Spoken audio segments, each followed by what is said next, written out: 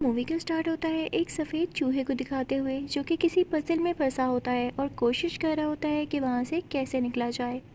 फिर यहीं से सीन चेंज होता है। हम एक चैम्बर में एक लड़की को देखते हैं जिसकी बॉडी पर काफी ज्यादा डिवाइसेस लगी होती हैं। उसकी आंख खुलती है तो वो काफी हैरान होती है और अपने ऊपर से डिवाइसेस उतार के फेंकने लगती है। सिस्टम में से कुछ आवाज आती है कि सिस्टम में एरर आ चुका है और यहाँ पर सिर्फ 35% ऑक्सीजन बची है।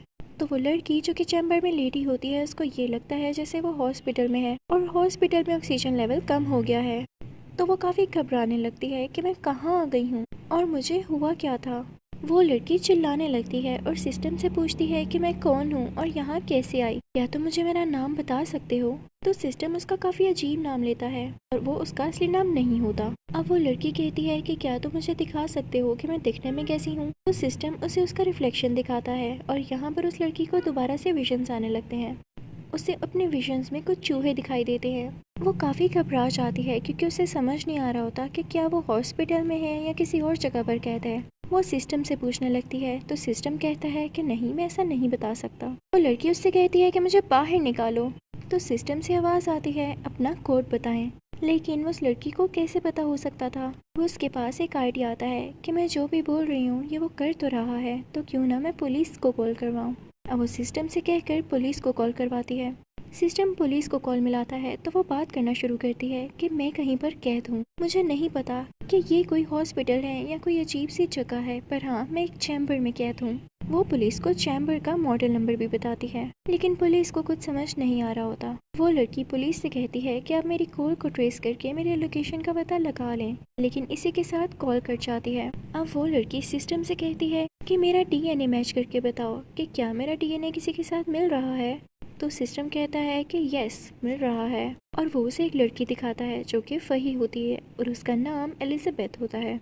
यानी इस लड़की का नाम एलिजाबेथ था और इसके साथ पता नहीं क्या चेंजेस आए जो ये यहाँ पर बंद हो गई। तभी पुलिस की कॉल आती है। वो एलिजाबेथ से पूछती है कि तुम एक चैम्बर में बंद हो, क्या यहाँ पर ऑक्सीजन है। और जैसे ही पुलिस ऑक्सीजन लेवल का पूछती है तो वो चैम्बर का सिस्टम बोलता है कि यहाँ ऑक्सीजन लेवल 31% रह गया है, जो कि 1 घंटा या इससे थोड़ा ज्यादा चल सकता है। लेकिन अगर एलिजाबेथ इसी तरह से डरती रही तो ज़रूरी नहीं कि ये 1 घंटा भी यहाँ निकाल पाए। फिर पुलिस एलिजाबेथ से कहती है कि जो कोई इस चैम्बर का ऑनर है उसका पता लगाओ, हो सकता है चैम्बर के अंदर उसका नाम लिखा हो, लेकिन ऐसा नहीं होता। अब सिस्टम एलिजाबेथ से कहता है कि वैसे भी तुम्हारे पास कम टाइम बचा है क्योंकि इसमें इतनी ऑक्सीजन नहीं रही, तो क्या मैं तुम्हें मार दूं। तो एलिजाबेथ इस चीज से मना करती है और उससे कहती है कि मेरे बारे में और इन्फॉर्मेशन ढूंढो। तो उसे पता चलता है कि वो एक डॉक्टर है और उसने एक एक्सपेरिमेंट किया था। जिस चैम्बर में आज वो बंद है वो भी इसी का ही एक्सपेरिमेंट था और इसने खुद को ही बंद किया था, लेकिन इसे कोई कोड और कोई भी और चीज नहीं आती। तो एलिजाबेथ सिस्टम से कहती है कि मेरा सोशल मीडिया अकाउंट निकालो, जिसमें उसे एक पिक्चर मिलती है और उसके साथ उसका हस्बैंड खड़ा होता है। वो सिस्टम से कहती है कि मेरे हस्बैंड के नंबर पर कांटेक्ट करने की कोशिश करो। सिस्टम ऐसा ही करता है, लेकिन जैसे ही कॉल कनेक्ट होती है तो आगे से एक लेडी फोन उठाती है। एलिजाबेथ उस लेडी से कहती है कि मेरी बात मेरे हस्बैंड से करवाओ। तो वो लेडी गुस्सा हो जाती है और एलिजाबेथ से कहती है कि दोबारा यहाँ पर तुम्हारी कॉल ना आए। एलिजाबेथ को बहुत गुस्सा आता है और वो टाइम वेस्ट करने की बजाय उस चैम्बर को खोलने की कोशिश करती है, लेकिन वो खुल ही नहीं रहा होता। तो वो अपने नाखून से उस पर स्क्रैच डालती है कि शायद ये खुल जाए, लेकिन इससे क्या फर्क पड़ना था। तभी उसे एक चूहा नजर आता है। वो उससे काफी डर जाती है। वो कहती है कि ये सब टाइम डरने का नहीं है, मैं जानती हूँ ये मेरी इमेजिनेशन है क्योंकि मैं भी डरी हुई हूँ। वो एक इंजेक्शन पकड़ती है और उससे चैम्बर को खोलने की कोशिश करती है, लेकिन कुछ भी नहीं हो रहा होता। तभी उसे पुलिस की कॉल आती है। पुलिसमैन एलिजाबेथ से कहता है कि तुम्हारे साथ तुम्हारी मॉम रहा करती थी। तो एलिजाबेथ कहती है नहीं, मैं अपने हस्बैंड के साथ रहती हूँ, मैंने उनको कॉल भी की है पर वो मेरी कॉल ही नहीं उठा रहे, उनकी जगह कोई लेडी बोल रही है। तो पुलिस वाला कहता है आप गलत सोच रही हैं, ये सब आपकी इमेजिनेशन है। एलिजाबेथ जब दोबारा से अपनी पिक्चर्स देखती है तो अब उनकी पिक्चर्स के साथ उसका हस्बैंड नहीं होता, यानी ये तो वाकई उसकी इमेजिनेशन निकली। तो पुलिसमैन एलिजाबेथ को उसकी मदर का नाम बताता है। तो एलिजाबेथ कहती है नहीं, मेरी मदर का ये नाम नहीं है। और तभी उसे सुनाई देता है कि पुलिसमैन किसी और से भी बात कर रहा है, जैसे उसे कोई फोर्स कर रहा हो एलिजाबेथ को गलत इन्फॉर्मेशन देने के लिए। तभी कॉल कट हो जाती है और उसे किसी और की कॉल आती है, लेकिन एलिजाबेथ वो कॉल ना सुनते हुए सिस्टम से कहती है कि प्लीज पुलिसमैन की कॉल दोबारा चलाना, मुझे सुनना है कि वो किससे बात कर रहा है। तो एलिजाबेथ जब कॉल सुनती है तो उसे यकीन हो जाता है कि कोई वाकई में पुलिसमैन को फोर्स कर रहा है एलिजाबेथ को गलत इन्फॉर्मेशन देने के लिए। हो सकता है कि इन्हीं की वजह से मैं बाहर नहीं आ पा रही।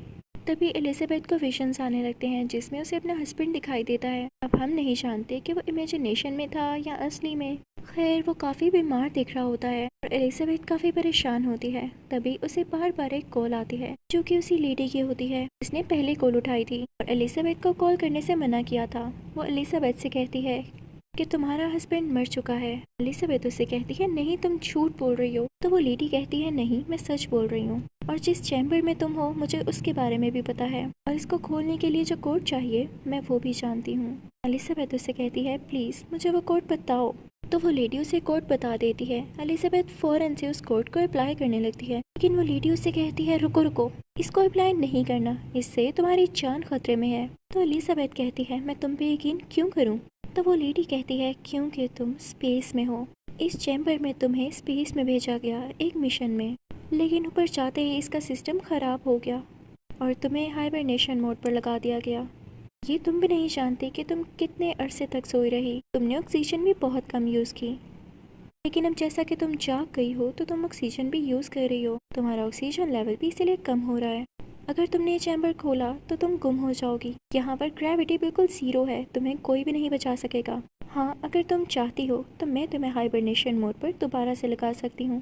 तुम्हें फिर से कुछ याद नहीं होगा, तुम्हें कुछ पता नहीं चलेगा कि तुम कहाँ पर हो। एलिजाबेथ उस लेडी से कहती है मुझे किस मिशन के लिए भेजा गया था। तो वो लेडी कहती है कि दुनिया तबाह होने वाली थी बस कुछ ही सालों में, और हमने तुम्हें चूज किया क्योंकि तुम काफी स्ट्रॉन्ग थी, ताकि तुम स्पेस में जाके कोई सूटेबल जगह ढूंढ सको जहाँ पर इंसान आकर रह सकें, क्योंकि दुनिया तो रहने के अब काबिल नहीं रहने वाली थी। लेकिन ऊपर जाते ही ये सिस्टम खराब हो गया और हमें तुम्हें सुलाना पड़ा। एलिजाबेथ उससे पूछती है कि वो तो सब ठीक है, मैं तुम पे यकीन कर भी लूँ इस बारे में, लेकिन उस पुलिस ऑफिसर का क्या, वो मुझसे झूठ क्यों कह रहा था, मैं जानती हूँ वो किसी की बातों में आकर मुझसे ऐसे बोल रहा था। तो वो लेडी कहती है तुम बिल्कुल ठीक सोच रही हो, क्योंकि यहाँ पर सब जानते हैं कि तुम्हें बचाने का कोई तरीका नहीं, और वो तुम्हें बातों में इसीलिए लगा रहे थे ताकि तुम्हारी ऑक्सीजन लेवल जल्द से जल्द कंज्यूम हो, यानी ख़त्म हो और तुम मारी जाओ, क्योंकि इसके अलावा हमारे पास कोई हल नहीं है।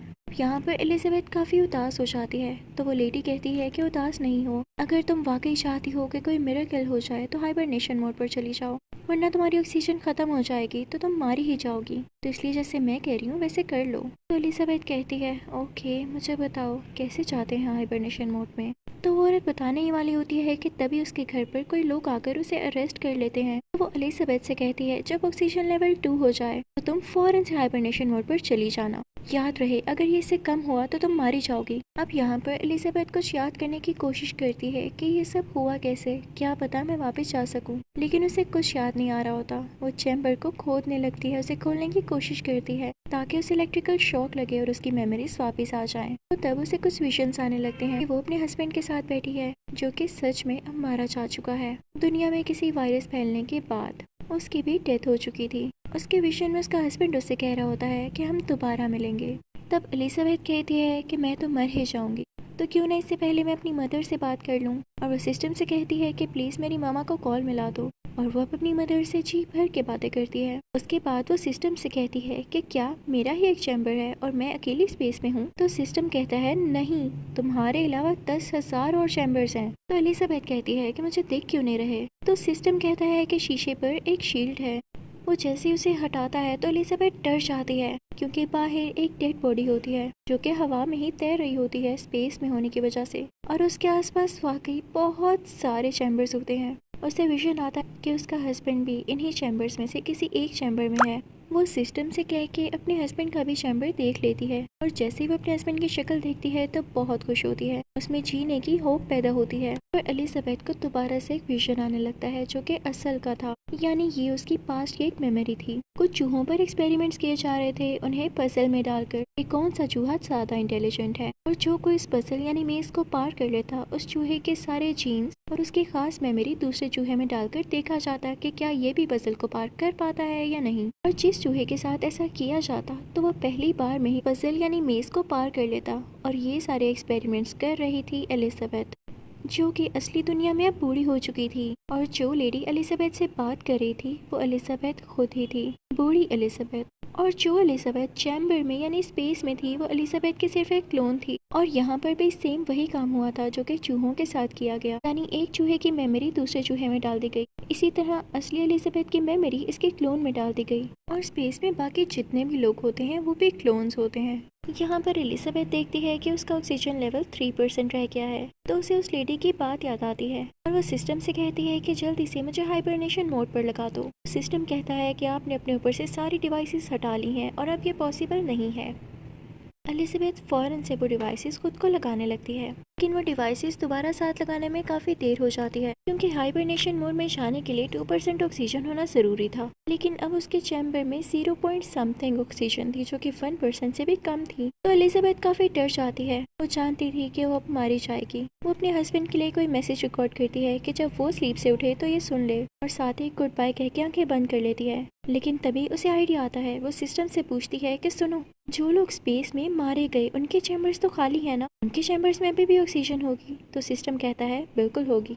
एलिजाबेथ कहती है क्या उनकी ऑक्सीजन मेरे चैम्बर में ट्रांसफर हो सकती है? तो सिस्टम कहता है हाँ, क्यों नहीं हो सकती, सब चैम्बर्स का सिस्टम सेम है, ऑक्सीजन ट्रांसफर करने में कैसी मुश्किल, लेकिन इसके लिए कई ज्यादा दिन चाहिए और आपको हाइबरनेशन मोड पर जाना होगा। तो एलिजाबेथ काफी ज्यादा खुश होती है और कहती है हाँ ठीक है, मैं ट्राई करती हूँ और प्लीज तुम ऑक्सीजन तब तक ट्रांसफर कर लेना। फिर हम लोग देखते हैं कि उस चैम्बर में ऑक्सीजन रिफिल हो चुकी होती है। एलिजाबेथ भी हाइबरनेशन मोड पर होती है। अब कई साल बाद जब एलिजाबेथ की आंख खुलती है तो वो अपने हस्बैंड के साथ उसी प्लेनेट पर होती है जिस प्लेनेट पर जाने के लिए दुनिया से वो स्पेस में आई थी। और अब वो अपने हस्बैंड के साथ बहुत खुश होती है। इसी के साथ ये मूवी भी यहीं एंड होती है। आई होप आपको इसकी एक्सप्लेनेशन अच्छी लगी होगी। Thank you for watching.